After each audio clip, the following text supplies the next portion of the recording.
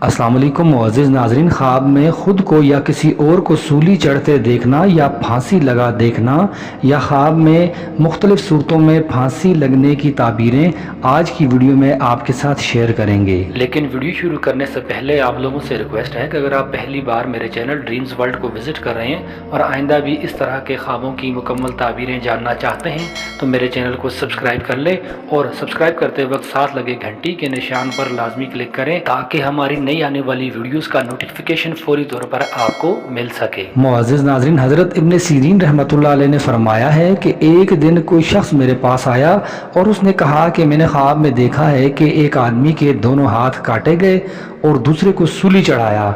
मैंने कहा कि अगर तुम ये बात सही कहते हो, सच कहते हो, तो आज ही अमीर शहर माज़ूल होगा और उसकी जगह दूसरा अमीर बैठेगा। फिर उसी दिन यही हुआ और दूसरे अमीर को बिठा दिया गया।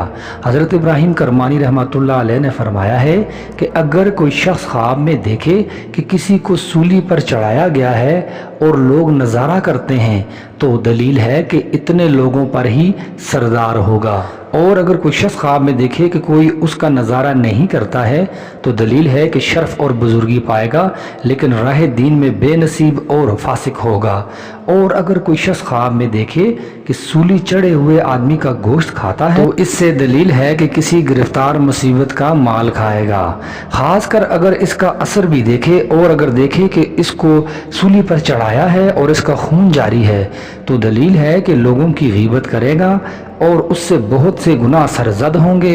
हज़रत जाफ़र सादिक रहमतुल्लाह अलैह ने फरमाया है कि ख्वाब में सूली पर चढ़ाना 4 वजह पर है। नंबर 1 सरदारी और हुकूमत, नंबर 2 माल और दौलत, नंबर 3 बुजुर्गवारी, नंबर 4 लोगों की गीबत।